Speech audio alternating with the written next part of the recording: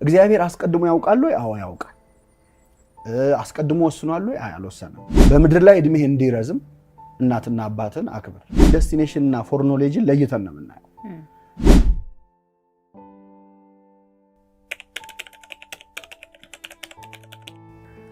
ጥሩ ነገር ነው ያነሳሽው።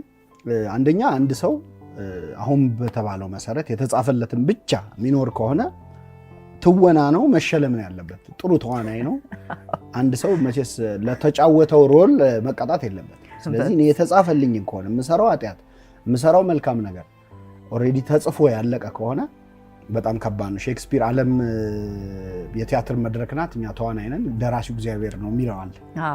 ግን ትክክል አይደለም። ቲዮሎጂካሊ በጣም ሮንግ ነው። ከሆነ ቅድም እንዳልኩሽ መሸለም ነው ያለበት እንጂ ሰው መኮነን የለበት። ግን ያው ብዙ ጊዜ የተጻፈልንን ነው የምንኖረው። እንደውም በሀገራችን በጣም የብዙ ሰው አፍ ላይ የማይጠፋ አገላለጽ የ40 ቀን እድል የ40 ቀን እድሌ ነው ይባላል አይደል? ብዙ ጊዜ እና የ40 ቀን እድል የሚባለው ምንድን ነው? ወይም እግዚአብሔር አስቀድሞ የጻፈውን ነገር ከሆነ የምንኖረው ምን መቀየር እንችላለን?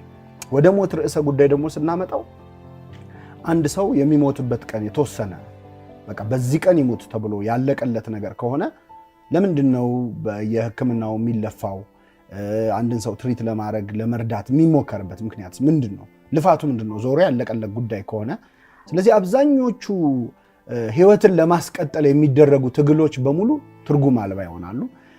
ህይወትን የተሻለ ለማድረግ የተሳካ ህይወት ለመኖር የተሳካ ኑሮ ለመኖር ተማሪው ትምህርቱን ሰራተኛ ስራውን የሚሰራው ኦሬዲ የተጻፈለት ነገር የማይቀየር ከሆነ በጣም አስቸጋሪ ነው የሚሆነው። በጣም ባጭሩ ለመግለጽ የተጻፈልንን ነው የምንኖረው የሚል ትምህርት በክርስትናው ዓለም ወይም በቤተክርስቲያን በተለይ በኦርቶዶክስ ቤተክርስቲያን አስተምሮ የለም። ከዛ ነው መነሳት ያለብን። እግዚአብሔር አስቀድሞ ያውቃል ወይ? አዎ ያውቃል። አስቀድሞ ወስኗል ወይ? አልወሰነም። ፕሪዴስቲኔሽን እና ፎርኖሌጅን ለይተን ነው የምናየው። እግዚአብሔር አስቀድሞ ያውቃል ማለት እንዲሆን ወስኗል ማለት አይደለም። የሚያውቀው ስለወሰነ ሳይሆን የሚሆነው ያወቀው ስለሚሆን ነው። ለምሳሌ አሁን አንድ ሐኪም የዛሬ ወር አንድ በሽተኛ ይሞታል ቢል እንደተባለው በወሩ ቢሞት አንተ ገደልከው አይባልም። እንደውም የሐኪሙ ዕውቀት በጣም ይደነቃል አይደል? በቃ በተናገረው ቀን እኮ ሞተ ያሰኛል። ስለዚህ አስቀድሞ በማወቅና በመወሰን መሃል ልዩነት አለ። እኔ አሁን አንድ ትልቅ ፎቅ ላይ ሆኜ ወደ ታች እያየው የትራፊክ ፍሎውን ባይ ሁለት መኪኖች ሊጋጩ ነው እያልኩ ቢጋጩ ያንተ ጥፋት አይሆንም አንተን ያጋጨው ብለህ ነበር። በእርግጥ አሟረትክ ይባላል፣ የኛ ባህል ትንሽ አስቸጋሪ ነው። ግን ከታች ስላየህ ነው አይባልም። ያለሁበት ከፍ ያለ ቦታ የመኪኖቹን ቀጣይ እንትን ለማየት እድል ሰጠኝ። እግዚአብሔር ያለበት አምላካዊ ሲጀመር ከታይም ውጪ ነው። እግዚአብሔር እኛ ታይም የምንለው ላይን ውስጥ ውጪ ነው ያለው። ስለዚህ ሁሉም አሁን እንደሆነ ነው። ትናንትም ነገም ዛሬም የሚባለው በሱ ዘንድ አሁን ነው። ስለዚህ የሱ የሚሆነውን የማየት የማወቅን ጉዳይ ከመወሰን ጋር ልክ አሁን እኔ ያየሁት ፊልም ለምሳሌ የሆነ ፊልም እየታየ ቀድሜ ያየሁት ነው ልበልሽ፣ አንቺ አላየሽው። ይሄ ፊልም እንደዚህ ነው የሚሆነው ስል ቢሆን አንተ ስላልክ ነው የሚሆነው አይባልም። ቀድሞ የማየቴ ነገር ነውና ማወቅንና መወሰንን ለይተን ነው አንደኛው። ከዛ ውጪ ምድር ላይ የሚሆኑት ነገሮች ለምሳሌ 40 ቀን እድል ይባላል አይደል? የ40 ቀን እድል በነገራችን ላይ በሃይማኖቱም በሳይንሱም በጣም የሚደገፍ ጽንሰ ሐሳብ ምንድነው? አንድ ልጅ ሲጸነስ 40 ቀን ሲሞላው በሳይንሱ ደግሞ 8 ሳምንት ሲሞላው ሙሉ አካሉ ያልቃል ማለት ሁሉም ኦርጋኖቹ ተሟልቶ ልጁ አድጎ ሁሉም አካል ሁለት እጅ ሁለት አይን ሁለት እግር የሚለው ሁሉ ነገር ይኖረዋል። ከዛ በኋላ ሳይዙ ነው እንጂ የጨመረ የሚመጣው ጨርሷል ማለት ነው። የልጁ ተስዕሎተ መልክ ይባላል በግዕዙ። እግዚአብሔር መልኩን ሳለው ቀረጸው አካሉን ማለት ነው። መልክ የሚባሉት እያንዳንዱ አካላት ነው። መልካ እንደዚህ እንላለን እያንዳንዱ አካል ማለት ነው። እና ተስዕሎተ መልክ ወይም አይኑን እጁን እግሩን ሰጠው። ያ 40 ቀን ሞላው ማለት ነው። ስለዚህ ሙሉ ሰው ሆነ። እድሉ የዛን ቀን የተወሰነው ማለት በዛ በተሰጠው አካል የሚያደርገው ነገር የሱ እጅ ላይ ያለ ነገር። ስለዚህ ምን ይላል አሁን በዚህ በጾሙ በደብረ ዘይት ቀን የሚቀደስ ቅዳሴ ቅዱስ አትናቴዎስ የሚባል የደረሰዋል። በ40 ቀኑ ድሃ እንዲሆን ታረጋዋለህ፣ ባለጸጋም ታረጋዋለህ ይላል። ማለት በ40 ቀኑ ጽንስ ውስጥ እያለ ድሃ ሀብታም ይሆናል ማለት አይደለም። ድሃም ሀብታም ሊሆን የሚችልበትን ሙሉ አካል ሰጠው ማለት ነው። ከዛ የዛ ሰው ውሳኔ ነው። የዛ ሰው ውሳኔ ነው የ40 ቀን እድል ማለት እሱ። ስለዚህ ሰው የሆነ ነገር አድርጎ አልሳካ ሲለው የ40 ቀን እድል ማለት አይችልም። ምክንያቱም ሰው ሆኖ የተፈጠረ ዕለት ነው ያበቃው። እግዚአብሔር ያን ቀን የ40 ቀን እድል ሰጥቶናል ማለት ነው። ይሄ ሳይንሱም ሃይማኖቱም የሚያየው እንትን ነውና የሞት ቀንን ውሳኔ በተመለከተ ከእውቀት አንፃር እግዚአብሔር ያውቃል። ከዛ ውጭ ግን ኮንዲሽናል የሆነ እንደሆነ ራሱ እግዚአብሔር ሁኔታው ታይቶ እንደሆነ የሚያሳዩ በጣም ብዙ መጽሐፍ ቅዱሳዊ ጥቅሶች አሉ። ለምሳሌ ሁሉም የሚያውቀው ጥቅስ በምድር ላይ እድሜህ እንዲረዝም እናትና አባትን አክብር፣ መልካምም እንዲሆንልህ እድሜህ እንዲረዝም እናትና አባትን አክብር ይላል። ኮንዲሽናል ውሳኔ ነው ማለት ነው። የኔ እድሜ እግዚአብሔር እድሜን እናትና አባቴን በማክበሬና ባለማክበሬ ላይ ያስቀምጦታል። እንደውም ከነ ዝርዝሩ ነው። በምድር ላይ እድሜህ እንዲረዝም አንድ፣ ከዛ ደግሞ መልካም እንዲሆንልህ። አንዳንድ የእድሜ ረዝሞ በጣም ሊታመም ሊሰቃይ ይችላል ሰው አይደለ? ባጠረልኝ እስኪል። ስለዚህ ሲሰጥ ምንድነው ያለው? እድሜህ እንዲረዝምና መልካም እንዲሆንልህ፣ መርዘሙም የመልካም እንዲሆንልህ እናትና አባትን አክብር። እንደዚህ በምድር ላይ ህይወታችሁ ይረዝም ዘንድ ትእዛዜን ጠብቁ። በጣም ብዙ ቦታዎች አሉ። ስለዚህ እድሜን ኮንዲሽናል አድርጎታል ማለት ነው።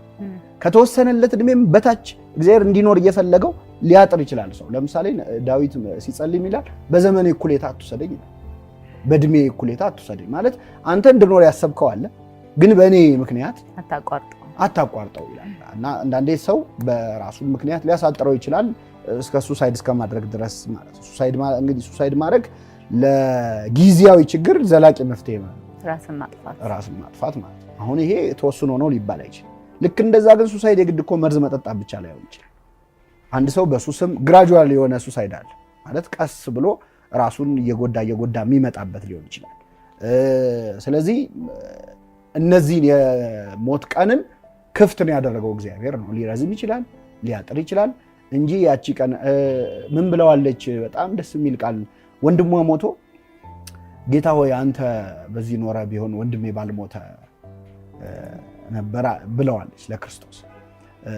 በእርግጥ ክርስቶስ በዚህ ኖረ አይባል፣ እሱ በሁሉ የሞላ አምላክ ነው።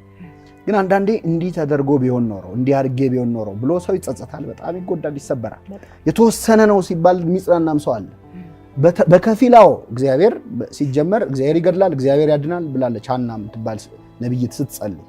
መግደልም ማዳንም የሱ ስልጣን ነው፣ እሱ እናምናለን። ግን ምድር ላይ በምንቆየው ቆይታ እና በአኗኗራችን ምክንያት የምንኖርበትን ጊዜ ልናረዝመውም ልናሳጥረውም ይችላል። በመልካምነትም ሊያጥር ይችላል። በነገራችን ላይ የውሳኔው እግዚአብሔር ስለሆነ ለምሳሌ በክፋትም በመልካምነትም ያጥራል ማለት። በክፋት ሲሆን ለምሳሌ ፈርዖንን በጣም ጨካኝ ንጉስ ነው ፈርዖን እና ፈርዖንን በኤርትራ ባህር ያሰጠመ ምሕረቱ ለዘላለም ነውና ይላል ዳዊት ሲጸልይ። እስቲ ባህር ውስጥ ከቶ ምሕረት አለ ወይ? ምንድነው ፈርዖን ቢቆይ ገና ህዝብ ይጨርሳል። ስለዚህ ለዚህ ሰውዬ እድሜው ማጠር የእግዚአብሔር ምሕረት አካል ሆነ። ለአንዳንድ ሰው ደግሞ እንደው መቆየ ስትይ መጽሐፈ ሲራክ ላይ መጽሐፈ ጥበብ ላይ በደንብ ይናገራል። ክፉ ከሚሰራባት ዓለም ቸኩሎ ሄደ ይላል። አንዳንዴ ሰው በጣም ጥሩ ማንነት ኖሮት በጣም በቃ በሰው የተወደደ ሆኖ ምናልባት 5 ዓመት ቢጨምር የነበረውን ጥሩ ነገር ሁሉ አበላሽቶ ይሄድ ከሆነ መንገዱን ያውቃልና እግዚአብሔር ሊወስደው ይችላል። ክፉ ከሚደረግባት ዓለም ቸኩሎ ሄደ የሚለው ይሄንን ነው። የራሱን ሰዎች ወሰደ ምናምን ሲባል የምትሰሚው ማለት ነውና ደጋግ ሰዎች አይበረክቱም ይባላል። ለምሳሌ ሊበረክትም ይችላል። እነ ማቱሳላ 900 ዓመት የኖሩት ደጋግ ሰዎች ናቸው። ክፉ ሰዎች አረ ማለት በአንድ ቃል ዲፋይል ታደርጊው አትችይም። አቤል ቃየልን ገደለው። ወጣት ነው። አሁን ወጣት ሲሞት ዘመኑ ወጣት የሚሞትበት ነው፣ ክፉ ዘመን እንላለን። የመጀመሪያው ሟች ወጣት ነው። ስለዚህ እሱ በየትኛውም እድሜ ሊጠራ ይችላል። እንግዲህ የፈጣሪን አዋቂነት አሁን እኛ በነገራችን ላይ ስለሞት የምናደርገው ዲስከሽን ማለት ምን እንደሆነ ታውቂያለሽ? ሆድ ውስጥ ያሉ ለምሳሌ መንታ ህፃናት ስለዚህ ምድር ቢያወሩ እስቲ እንዴት ነው ወተን ስለማያውቁት ነገር ማለት ነው። እና እንደው ማለት በተጻፉልን እውነታዎች ተመስርተን እንፍጨረጨር ይሆናል እንጂ አብዛኛው በሞት የሚመለስ ጥያቄ አለ። አንድ ብፁዕ ቅዱስ አቡነ ሽኖዳ የሚባሉ የግብጽ ፓትርያርክ አንድ ልጅ ነፍስ ስትወጣ እንዴት ነው ብሎ ጠየቃቸውና አልሞከርኩትማ እና አንዳንዴ ሞክረን የምናውቀው ነገር አለ ማለት ነው። ቅዱስ ጳውሎስም አሁን ከእውቀት ከፍዬ አውቃለሁ በኋላ ግን እኔ እንደታወቅኩ አውቃለሁ ይላል።